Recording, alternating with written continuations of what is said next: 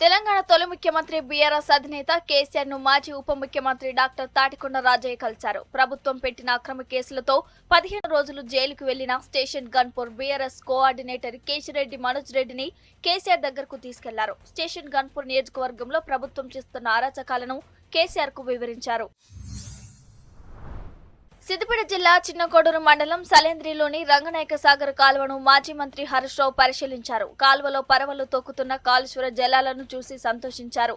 రైతులకు సాగునీరు అందడంపై హర్షం వ్యక్తం చేశారు. కాలువ వెంట నడుచుకుంటూ రైతులతో ముచ్చటిస్తూ హరీష్ రావు సెల్ఫీలు దిగారు.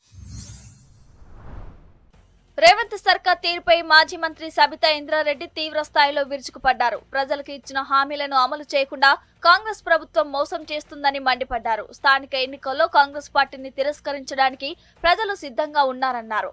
రంగారెడ్డి జిల్లా నాగారంలో బీఆర్ఎస్ మండల నాయకుల సమావేశంలో సబిత పాల్గొన్నారు.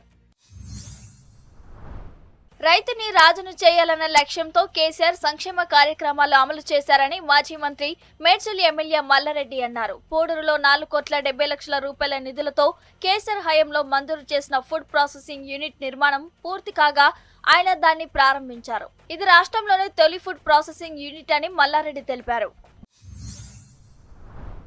కాంగ్రెస్ సర్కార్పై బీసీ సంఘాల నేతలు ధ్వజమెత్తారు. స్థానిక ఎన్నికల్లో 42% రిజర్వేషన్లు ఇవ్వకుండా ఎగ్గొట్టేందుకు కుట్రలు జరుగుతున్నాయని ఫైర్ అయ్యారు. బీసీలకు ఇచ్చిన హామీని నిలబెట్టుకునే ఉద్దేశం లేనప్పుడు సర్వే ఎందుకు చేశారని బీసీ నేతలు నిప్పులు చెరిగారు.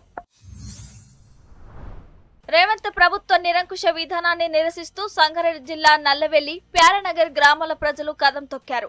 డంపింగ్ యార్డ్ నిర్మాణ పనులు వెంటనే నిలిపివేయాలని డిమాండ్ చేస్తూ గుమ్మడిదల్లలో వినూత్న రీతిలో నిరసన చేపట్టారు. డంపింగ్ యార్డ్ వద్దు, మా కడుపు కొట్టొద్దని గేదెలపై రాసి రోడ్ల వెంట భారీ ర్యాలీ తీశారు. సీసీఐలో పత్తి కొనుగోలు చేయడం లేదంటూ జగిత్యాల జిల్లా ఎండపల్లి మండలం కొత్తపేట రైతన్నలు ఆందోళనకు దిగారు. రేవంత్ సర్కార్ వెంటనే పంటను కొనుగోలు చేయాలని డిమాండ్ చేశారు. ప్రభుత్వం వెంటనే స్పందించకపోతే ఆందోళనను మరింత ఉధృతం చేస్తామని రైతన్నలు హెచ్చరించారు. హైదరాబాద్ మెట్రో రైలు విస్తరణపై హైకోర్టులో పిల్ దాఖలైంది. పాత బస్తీలో మెట్రో రైలు నిర్మాణం వల్ల చార్మినార్, ఫలక్నామా ప్యాలెస్, పురాణా హవేలీ, మొగల్పుర సమాధులు వంటి చారిత్రక కట్టడాలు దెబ్బతినే ప్రమాదం ఉందన్నారు. విచారించిన హైకోర్టు తదుపరి విచారణను ఈ నెల 17కు వాయిదా వేసింది. ఓటర్ లిస్టులో తన పేరు తొలగించడంపై ఓ యువకుడు కోర్టు మెట్లెక్కాడు. ఓటర్ కార్డు ఉన్నా ఓటర్ లిస్టులో పేరు తొలగించడం ఏంటని ప్రశ్నిస్తూ సంగారెడ్డి జిల్లా జహీరాబాద్ నియోజకవర్గంలోని చిరాగ్పల్లికి చెందిన అభిషేక్ రెడ్డి హైకోర్టులో పిటిషన్ వేశారు.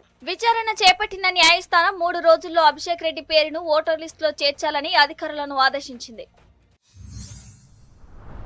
హైదరాబాద్ శివారులో క్యాసినో ఆడుతున్న పలువురిని ఎస్ఓటీ పోలీసులు అదుపులోకి తీసుకున్నారు. మెయినాబాద్ మండలం తోల్కట్ట పరిధిలో ఫామ్ హౌస్ పై దాడి చేసి 64 మందిని అరెస్ట్ చేశారు. వీరిలో 10 మంది తెలంగాణకు చెందినవారు కాగా మిగతా వారు ఏపీకి చెందినవారు. వీరి నుంచి 30 లక్షల రూపాయల నగదు స్వాధీనం చేసుకుని 50 లగ్జరీ కార్లను సీజ్ చేశారు.